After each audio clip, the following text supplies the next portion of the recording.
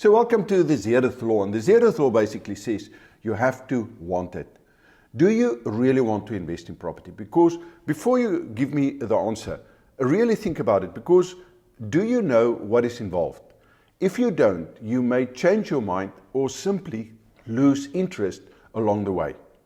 Now, there's a couple of qualities that I've seen with my students that really makes it. So if you want to succeed, these are the skills that you need to develop, or the qualities that you need to develop too.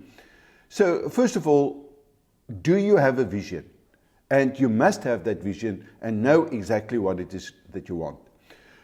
Now, to become successful, according to Earl Nightingale, success is a progressive realization of a worthy goal.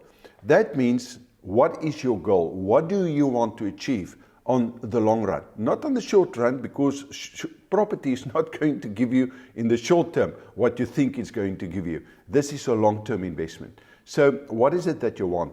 The second thing is, are you prepared to invest in a strategy? In other words, to get the training, the knowledge, and the right tools that's going to help you to get to your goal. Because if you're not prepared to put in the time and the effort, and thirdly, the willingness to learn, I can almost guarantee you that you're not going to make it.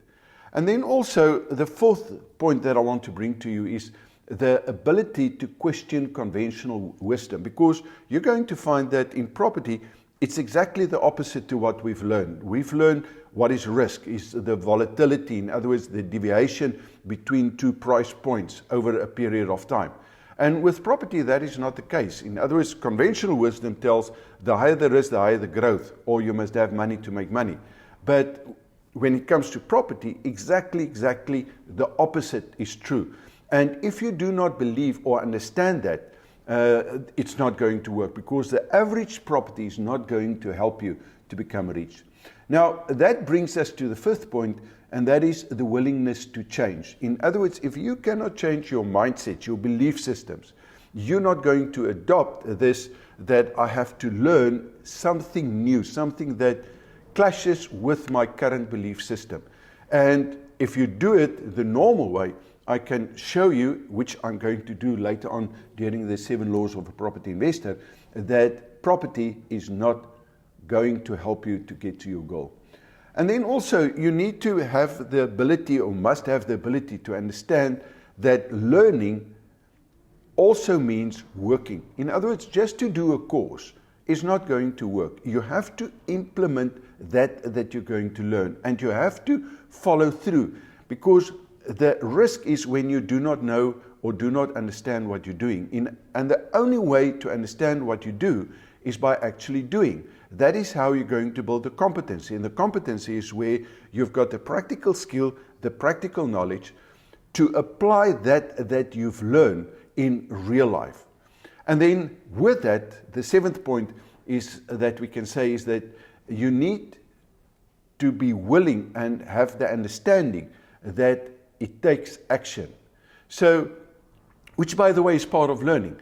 If you're not prepared to take the action, you're not going to learn, and it's by learning that you're going to get the skill, and by getting the skill, you're going to offset the risk. And as I've said, risk is when you do not know what you're doing. So the moment that you know what you're doing, and you know what you let yourself in, the game changes, and that turns that property into an incredible property. And then, of course, lastly, you must have the patience to do the homework and wait for the right deal. To give you a practical example, the first time that I bought a property, I've done 133 analysis. In other words, I've looked at 133 properties. In that process, I've built the applied knowledge, and the best part is that you do not have to make mistakes by putting in money. You can make the mistakes by simply going through that process. So by analyzing these properties, you get the practical experience, you understand how it works. And then when it works the way that you want it to work, only then are you going to pull the plug, right? So I want, before you start, to really think and pay attention to the Zeroth Law. And you must know what it is that you let yourself in before you're actually doing it. Now, why on earth did I invest and started to invest in property.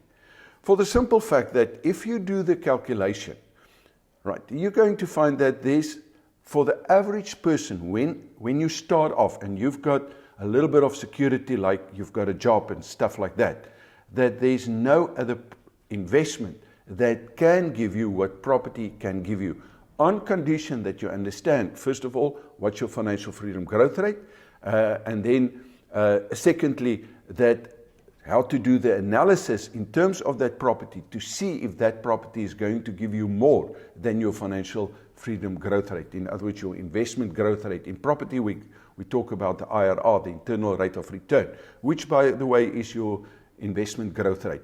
If that is not higher, you're going to pass that property, you're not going to invest in property. Right, and it's because of that, when I started doing these calculations many years ago, on the amount of money that I had available, all I had to do was to get a 55% growth. And that's the reason why I was prepared to go through this whole process and invest in property, because it was the only investment that could give me that I wanted at the end of the day. And I was willing to pay the price. So, are you willing to pay the price? Yes or no? If you are not willing to pay that price, put in the time, put in the effort, learn the skills, and then actually do that you're supposed to do, then, my friend, it's better for you not to invest in property. Okay, so in the next session, we're going to start looking at the first law. And the first law is to invest in yourself. Now, it seems almost logically that is the first law, but so few people actually do it. And that's why my first law is invest in yourself first. And that's what we're going to do in the next lesson. See you then.